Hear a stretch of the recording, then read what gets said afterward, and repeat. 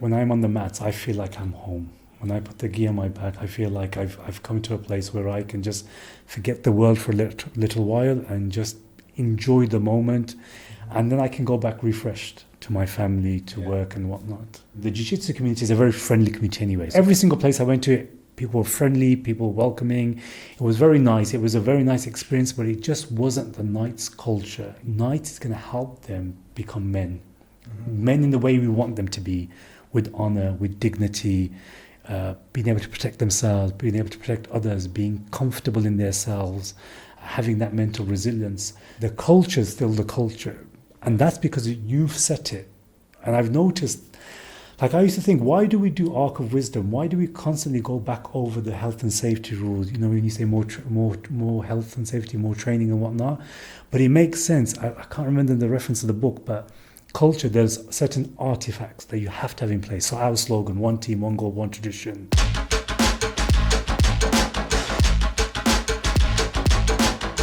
Assalamu alaikum, how are you everybody? Today we have a very special episode in this podcast on the mat, al-Ibsat. Today we're going to speak in English because our guest speaks English. It's a very unique guest with a very unique background and story. This is what we talk about. On the mat, we always meet people from different backgrounds and different walks of life. And today, we're going to meet an economy and history teacher who turns into Jiu-Jitsu hero. Sultan, how are you, my brother? I'm good, thank you. How are you, Zaid? Sultan, it's very interesting always to speak to you. You are one of the people who have the most amazing conversations in the club, you know, and also improving people's English in the gym. So thank you very much for that. Tell us, how your experience so far in Jordan? As you know, Zaid, I've lived in 3 Middle Eastern countries, and I think Jordan is definitely at the top of my list. The people, the country, the landscape, the history, food. The food. I'm waiting for the food. The food, the whole atmosphere has just been a bliss from day one. Nice. Sure. So you are a teacher by profession? Yes. I've been teaching now for 17 years. Oh, mashallah. Taught in the UK for a considerable amount of time, and I've been teaching internationally in total 7 years. 7 years internationally. Nice. So you teach like history, economics? So my background is I'm a teacher of business and economics, but this year and the previous year I find myself teaching history actually. So, nice. Yeah. It's out of your like solely interest about history and this stuff? I've always enjoyed history actually, so I've just find myself now teaching the subject I've always enjoyed as a child, as a student myself. So I think I found my vocation. Nice. So an economy, history teacher and father of two. How you found yourself rolling on the mats? So it's in a nutshell, we arrived in Jordan in the second year of COVID. So obviously there was still lots of restriction in place and whatnot. And then the second year of our stay here in Jordan, things started to ease off. And I knew I needed to get my boys into some sort of martial arts. Nice. And a friend of mine in the UK suggested Jiu-Jitsu. So I brought them along and I was just mesmerized by their interactions with the coaches and just the fluidity of the movements. So they were doing about 6 months, and after a while I got quite jealous of Abdullah Jawish and Mohammed Kouchak in a good way, because I could just constantly just hear these two names in the house, and nice. They invited me, why don't you come and train with us and see how it is and so on. And so I thought, okay, I'll turn up, I'll put Abdullah on the floor and I'll go and boast to the kids. Oh la la. That was the first mistake because it was such a humbling experience. I didn't realize how technical it was, and then after that I was hooked. You always see this. You always see like the people who does not train like martial arts or don't have like physical altercation in their life. Yeah. They have this like a pseudo perception about what their capabilities, like physical capabilities. You know? But when they actually face the reality, for example, you are rolling on the mat. Yeah. You know that you are helpless. Yes. Like imagine that happening in the streets. And that was the reality that, you know, this is an amazing sport because it's so practical. And initially started off as I can actually learn something to defend myself. Not that I would want to be in a situation like that. Mm-hmm. But it's been much bigger than that, from being, in terms of physical benefits, the mental benefits, the camaraderie I found here. The whole experience has just been enlightening. It's just been a journey from day one. Nice. And like actually also, and that's what I was like, trying to communicate this for the parents. Now your children, mashallah, are gonna grow up. Yeah. And when children grow up, it's like the small chick. He try to have wings. Yeah. And he gonna be far away he gonna have his words, his perspective, his friends, and everything. So one of the things that you need to invest on is like something like activity to be shared between you and your son when he's getting bigger. 100%, and I believe, like, from what I saw, like, Jiu-Jitsu is the perfect example. Because imagine now you're a blue belt, right? So after like 3 years, 4 years, he will be 16, 17 years old, which is like critical age. When people actually want more independency. And now you are like a black belt. And he likes Jiu-Jitsu. So he will come back to you for tips, for things like that. You can go compete together. This experience, like, you went with your children to a competition. I did, yes. How did you feel? Having experienced Jiu-Jitsu myself, I think I had a different perspective in terms of I just wanted them to experience that atmosphere. I wanted them to feel a part of a team, something bigger than themselves, and it was exciting. It was exciting just to see them get involved in the various rounds that they had, and it was just enlightening to see how they were. Because my eldest, for example, he was always quite quiet, and I feel Jiu-Jitsu's brought him more alive, and the younger one, who was more boisterous, I feel like it's calmed him down. And the competition was just a beautiful sight to see them in their element. Whether they won or lost, that was neither here nor there. Just for them to experience and be part of that, that team spirit, it was amazing. Exact team spirit being something, like you said, like something bigger than you, the sense of belonging, which is a fundamental, thing to have as a human being. And also, like, to have this with a very motivated, highly motivated people is very great, and a great thing about Jiu-Jitsu. And also, like, this, I always try to communicate that also, like, for all the people, even the competitors. Like, the thing that you learn in Jiu-Jitsu is winning or losing, you keep up. You keep moving, because this is how life goes. Because sometimes you plan. And the people who's not used to, like, to get failed or to get, like, adversity in their life. When they go out of the university and they go to the market and they try to find a job, and then now reality hits them, they feel very frustrated, and many of them fall into depression because of that. But you see, in the other side, when you have a kid who was training, like, for example, wrestling, judo, or martial art, until he's like 22 or 23, he's been practicing for 10 plus years. Do you think that guy, when he faces adversity, will feel the same? No. He will be ready, because he only had one option during all these years. Just keep moving forward, Doesn't matter if you fall, doesn't matter if you lose, if you win. You keep moving forward. And I think that one of the most things that sports can give you. Great. Like, most of people, like, I know you are in 40s, age is just a number, like they say. But usually our perception of the people when they reach 40, that they stick to their life routines and life views. And a sport, if you don't have any background, can be very difficult to adapt. Tell us about your journey. I know you see your kids, you want something with them, you feel jealous from the coaches. It's very natural. A good jealousy. We call it in Arabic ghibta. Ghibta, okay. Ghibta is like an Islamic term. Okay. Means like you want what others have, but you say, mashallah, may Allah grant them what they have and give me the same, So, how it was? I think for myself, it actually wasn't something that I was looking for. So when I experienced it, surpassed my expectations, and I realized that from all the combat sports that you can possibly do at this age, Jiu-Jitsu is the most accessible, because you can go at your pace, you can go at what makes it comfortable for you. If you have injuries, I had prior injuries from football, obviously speaking to yourself, discussion in terms of how I should play the game, what kind of rehab I should do, strength and conditioning. You kind of find your niche in it. And as a result of that, I feel like obviously I'm like 43 now, but I feel like I'm probably in the best shape of my life. Yeah. Not just physically, but mentally as well. Because for me to continue with jiu-jitsu, I know I have to do so much more strength and conditioning, mobility, stretching, Exactly. all that kind of thing. So you activated a lot of the capacities that you I did. before. Yeah, I thought that was gone. That was from a time when I was 20, when in my late teens. It was. I wasn't going to revisit that. But this has just opened up other potentials that I didn't see before. For example, on the weekend, I try and do strength and conditioning in a separate gym, and I've started just to watch a few YouTube tutorials and hitting the bag, kicking the bag.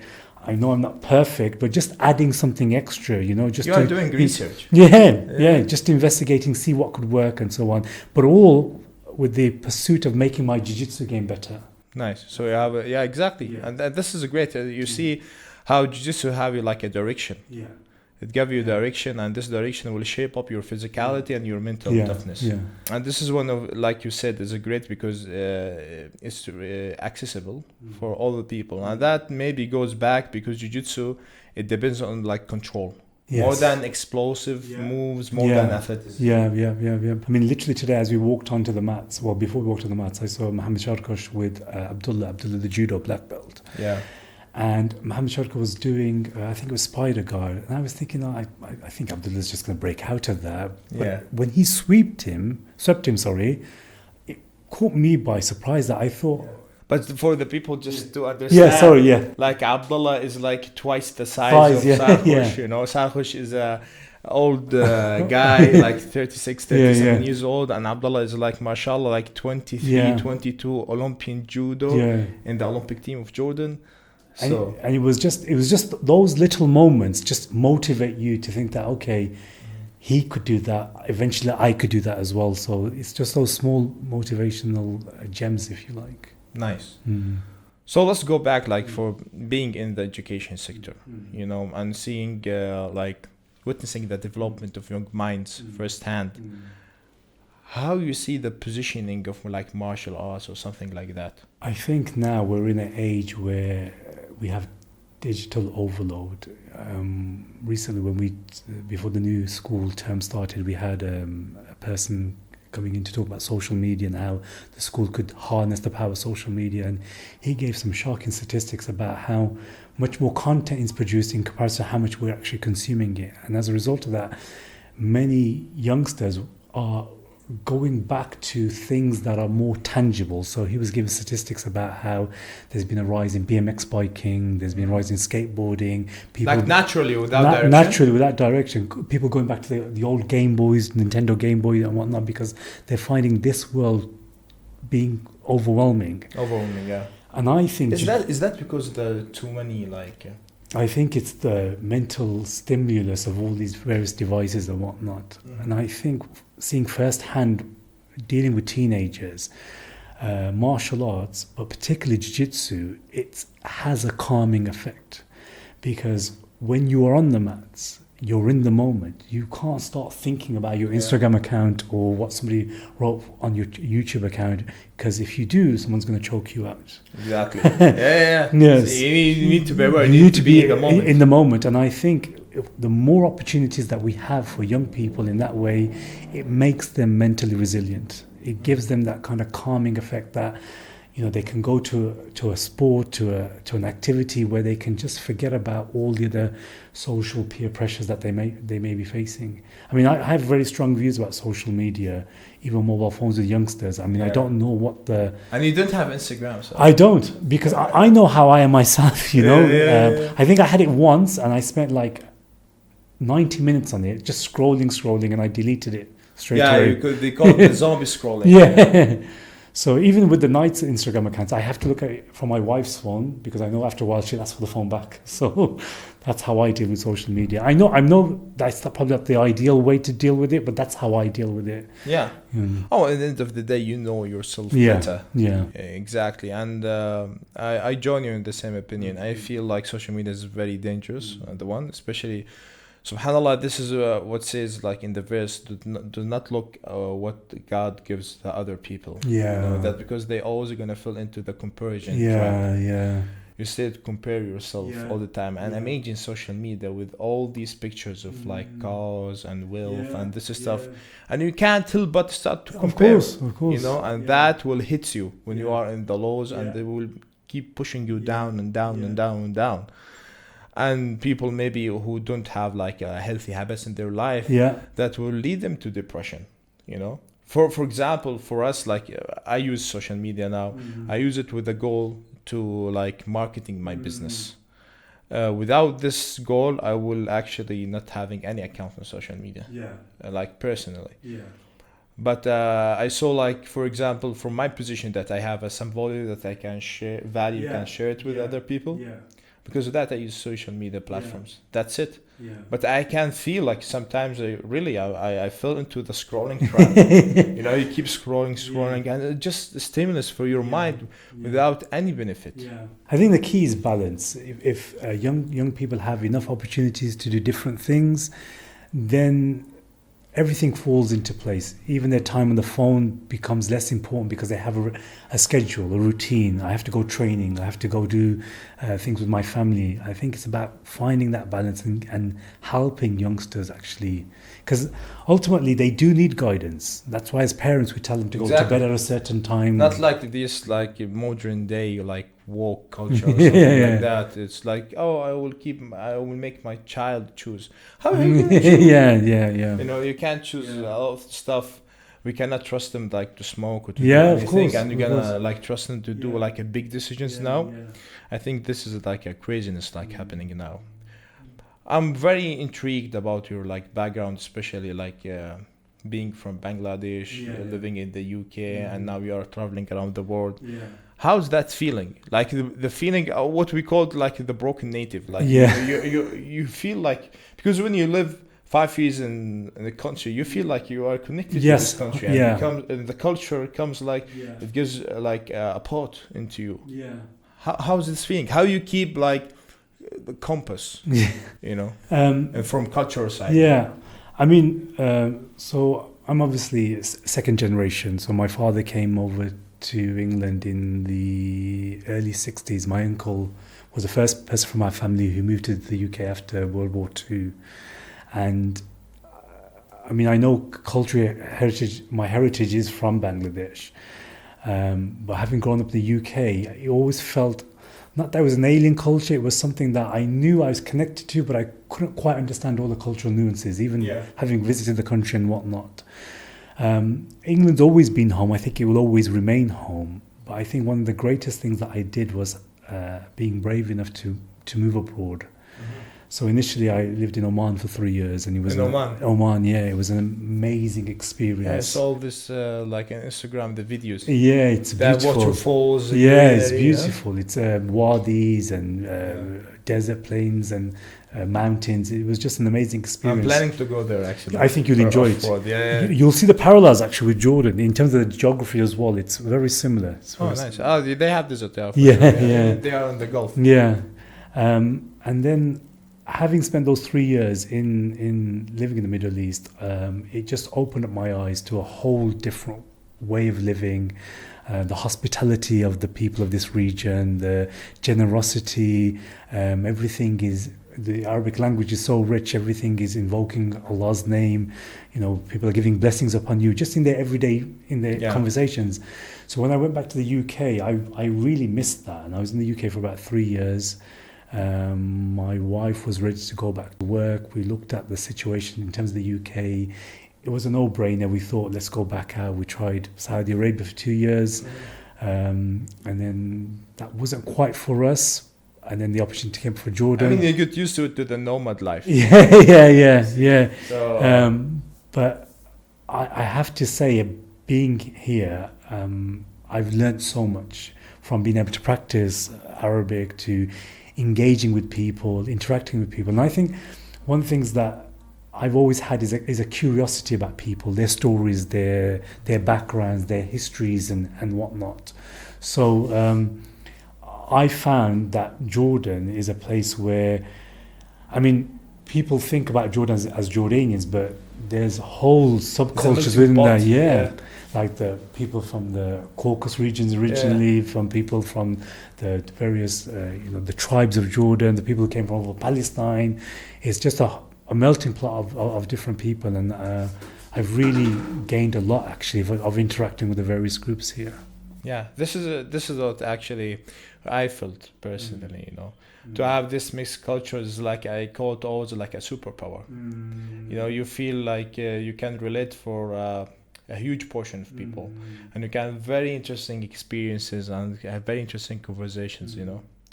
Very nice. Also, like I remember, like 2 weeks ago, 3 weeks ago, you shared with me like this book speaking about grappling in Islam. Yeah. Can you elaborate on Yeah, that? so the book's called Prophetic Grappling, and it's basically a modern interpretation of Imam Suyuti, his famous book Musara ila al-Musara'a, I think translates as swiftly to wrestling or from wrestling to wrestling. So what the author's done is he's translated the original treatise, which is about 14 hadith, I think, in terms of references about wrestling. And he's basically given a background in terms of the history of wrestling in Islam, the history of wrestling in Muslim countries, and he talks about the benefits of it in terms of mental well-being, physicality, and about how it's a very ancient and noble sport. So when I read the book, initially I used it for two purposes. One was to try and practice my Arabic, hence I was sending you WhatsApp messages, how do you translate this particular word. But there's that famous hadith, isn't it, that the person who can control his anger is the strong man, isn't the one who's the wrestler, is the person who can control his anger. Yeah. And this is a very famous hadith that we heard as kids, but having now seen it, and a couple of weeks ago we had the competition in Medan. Yeah. That how phenomenal are grapplers, their strength, their technique. So if you're a person who can control your anger and you're better than a wrestler, that actually says a lot. So for me, this book has just opened up a whole part of our tradition that I wasn't aware of. Yeah, you can see that actually the main notion in Islam to be strong. Yes. In any realm. Like this is a very thing that encouraged inside Islam to be very strong. And grappling of physicality is actually part of it. And we are actually, that's what our motivation, like when we started like in this journey, my main motivation was to be a very strong believer. That's the main motivation for us. Like to be strong, that means that you can protect yourself from bad influence firstly, and you can influence people more positively than people especially around you. And I think also the popularity of the success of like the Muslim fighters in UFC, I think it's just brought this out even more so. And I return back to the UK every 10 months, and I've noticed just grassroots organizations like massages, youth clubs, how much more popular wrestling and Brazilian Jiu-Jitsu is.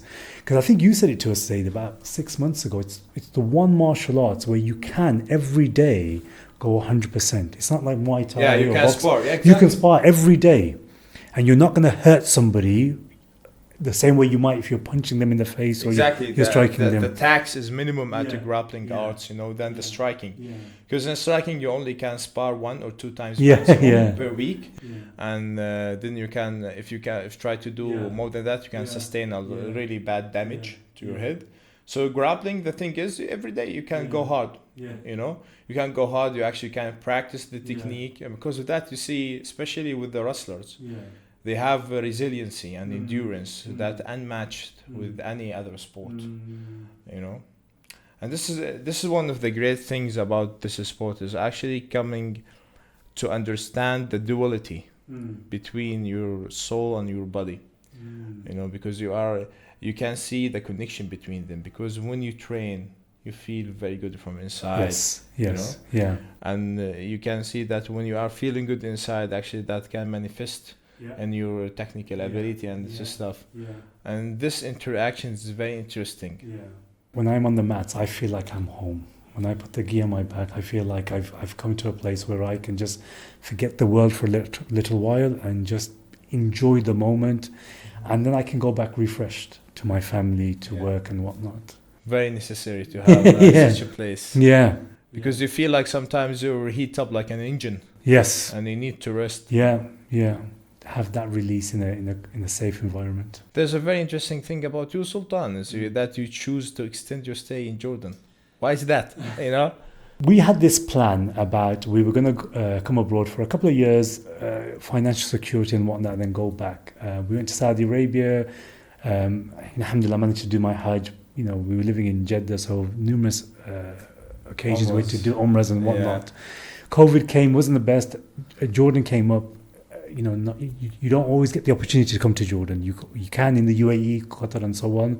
So we jumped at the chance, and then it was initially, let's do 2 years, and we'll go back for when the kids are about to start high school.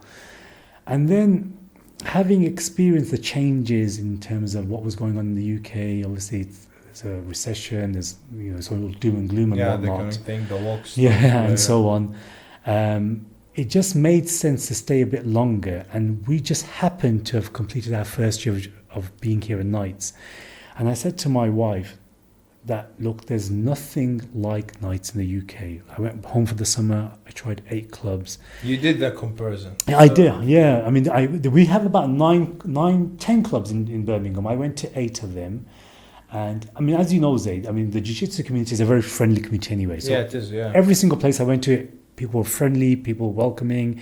It was very nice. It was a very nice experience, but it just wasn't the night's culture. You know, the level of camaraderie that we have with each other, the level of competitors that we have who compete internationally, who are always competing around this region.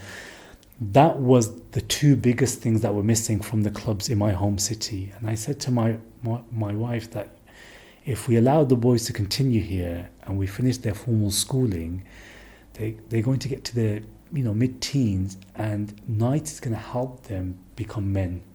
Men in the way we want them to be, with honor, with dignity, being able to protect themselves, being able to protect others, being comfortable in themselves, having that mental resilience. So I said, where we are working at the moment, it's great, school's great, and we have this extra thing that we never thought was going to happen. And now it's here. Uncalculated benefits. Yeah. So let's just see how it goes. And so for the foreseeable future, I think we're here. Nice. Yeah. Inshallah.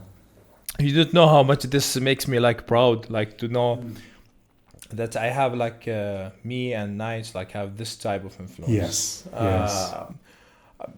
Me personally, I really like to have influence on people and to feel this positive influence. And with time, when I start to get the feedback, this is one of the things that encouraged me to put an effort, because it's a very long journey.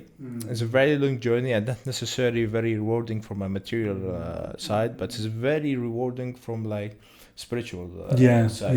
Yeah. Especially this sharing these stories with me. So thank you very much for that. No, but Zaid, thank you actually, because initially sometimes in an organization you have a strong personality, a natural leader, and you think that if this person wasn't here, would this organization still continue? And you travel. Every other month you're off. But even if you're not here, whether it's Abdullah leading the session or Zaid Arbiyat who comes every now and again, the culture is still the culture. And that's because you've set it.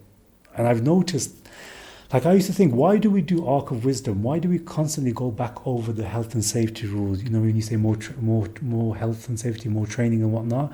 But it makes sense. I can't remember the reference of the book, but culture, there's certain artifacts that you have to have in place. So our slogan, one team, one goal, one tradition, Arc of Wisdom, the warm-ups that we have, the kind of joking that we have and the whatnot, all this builds in the culture. I think people underestimate about how powerful culture can make a difference to a place. Yeah, exactly. And this just to know that comes after trial and errors. Okay. I've been coaching for 14 years. I've been accumulating a lot of experience and studying a lot in order to reach here.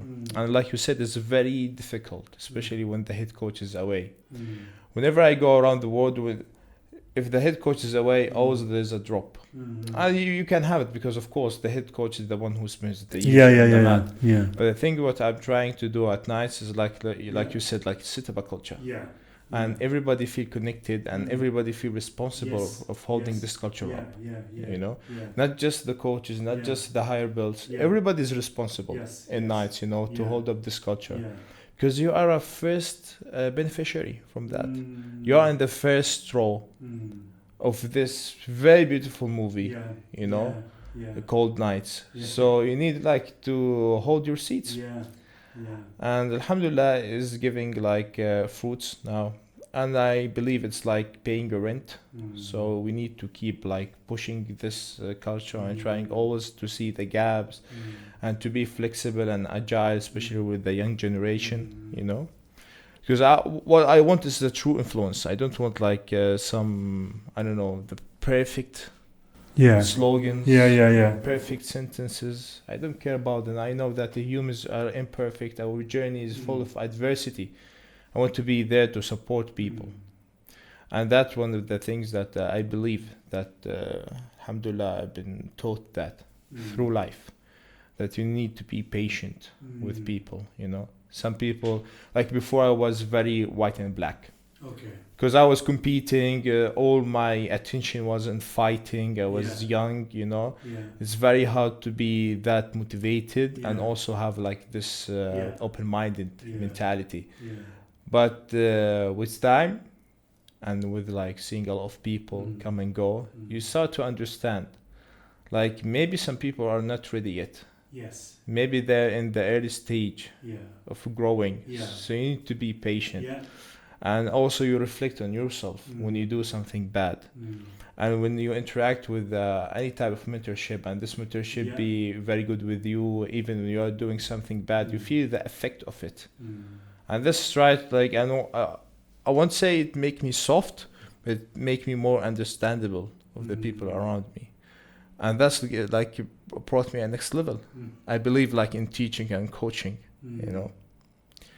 That's being said, like you said, you said that terminology is balancing.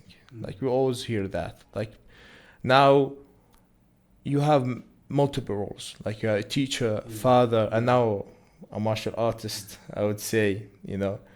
And you are very deeply intrigued by like intellectual and cultural discussions. How do you like weave all this world together, you know? How are you gonna bring all this stuff? I think one of the things that I have is tenacity, this willingness to keep going, keep trying, keep pursuing things that I know bring benefit. I know that I can't fully dedicate all my time the way I would like in Brazilian Jiu-Jitsu. And a few years ago, I came across this excellent proverb, a Tanzanian proverb, little by little, little often becomes a lot. So this is the approach that I take, that there are certain things that have to take priority. For example, well-being of my children, making sure that I'm there in terms of a physical aspect of what my house needs, what my wife needs, and whatnot. And then the other things, I find the time for it as and when I can, but I'm consistent. So for instance, Jiu-Jitsu, I try and come 4 times a week, but if I come 3, that's brilliant. I stick to the strength and conditioning because that will allow me to carry on with the training. Yeah. It's not about losing or winning or whatever it is. It's just this journey of where I'm going to end up with it. Likewise, in the pursuit of Arabic, I know I can't spend 3 hours in a weekend course studying the way I'd like to study. So I do a little bit often, and over time, it accumulates. So when I do have pockets of time when my family aren't with me because they're visiting, when we're back in England, when they're visiting their own friends, or my wife's visiting her family, and I have this time, it's just amazing because now I can fully engross myself in what I wish to do. So I think the advice is that I hear from people that, I don't have time, I'm busy with etc., all these various things going on. I think you've got to basically create pockets of time and just accept that it might just be 15 minutes or 20 minutes or an hour, but if you do it consistently, it does build up over time. You're developing an appetite. Yes. That's what is it. Yes. Because if you always eat all the things, at the end of the day, maybe you get rid of it. You exactly. start being intrigued by it, you know. And what you describe now, what actually I consider to be building small habits. Small habits will work like an algorithm. Yes. And they're gonna start accumulate and Yeah. accumulate. Yeah. And down the line in Yes. life, you're Yeah. gonna always have like this type of events. Yeah. Like for example, inshallah, when your kids like graduate from university, Yeah. when they get married, you know, you will start to have time, and you look back. Yeah. You already accumulated like Yeah. 10, 20 Yeah. years of like being in the sports. Now you have something. Yeah. And I feel that, especially when I see senior people, Yeah. I feel that like what you did in your life lead you to this moment, Yes. because we only have like the moment between our hands. Yeah. What already has It's done is gone. the past, Yes, you it's know, gone. and the future is uncertain. Yeah. So you only have the present, and the present have consequences in the Yes. future, and this Yes. consequences would be like this is small habits. After 20 years, you will be like, for example, 60 years old, 70 years old. Sure. Inshallah, if Allah gave us, you know, in His like good deeds. Like you're gonna be an athletic, you'll be in good, very health, good shape, and you're gonna have some hobby like, to practice. I mean, there is a disclaimer in this. I know I couldn't do what I do if I didn't have the support of my spouse, of my wife. She's the one who facilitates in terms of the routine when we come from work, to the kids getting fed, to getting changed, to coming here, for me to drop them back off. So she looks after that side so I can come. And I know if she wasn't there, then I couldn't do half these things. So the only thing I need to try and get her to do is to try it herself, so she can really taste the beauty of jiu-jitsu. To get the full. This is the dream of every jiu-jitsu guy. That would be a complete jiu-jitsu family. Now with the jiu-jitsu now being significant part of your life and witnessing the positive influence, what's your vision for the future? For personally and for the young individuals you guide, you know. I think on a personal level, I'd like to see where this takes me. I mean, last Ramadan, when you gave the belt promotions, I really didn't think I was going to get a blue belt. I was in so much shock. I look back at the video now thinking, like, everyone was clapping, and I thought, for a little stripe, because normally you give the stripes, don't you? I thought, how come everyone's getting so excited? And then I got the blue belt, and so many people came up to me and they were congratulating me, and I felt imposter syndrome. Remember we spoke about this?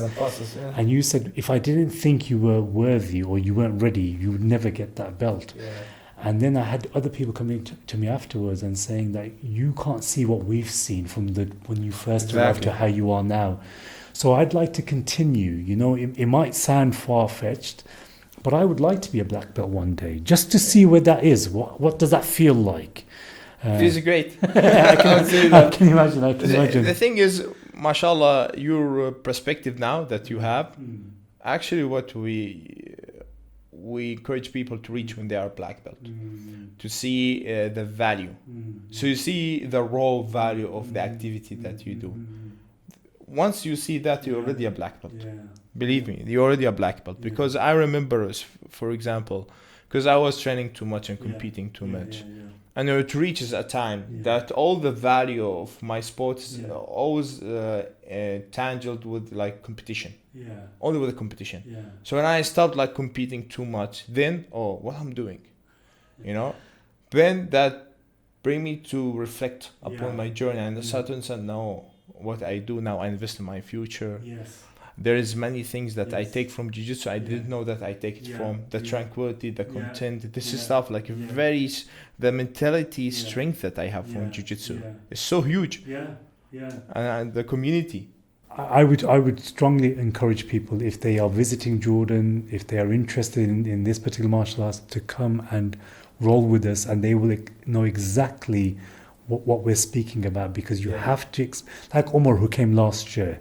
I was messaging him back and forth, and he came, and you know, everyone said, "What did you see in Jordan?" He said, "Petra." And I said, "What are the other sides?" "No, I was just training." But people didn't understand that he found exactly what we were conversing about just now in terms of a community, and it's inspired him now in terms of thinking about, well, what does his training look like but when he's back now in the UK.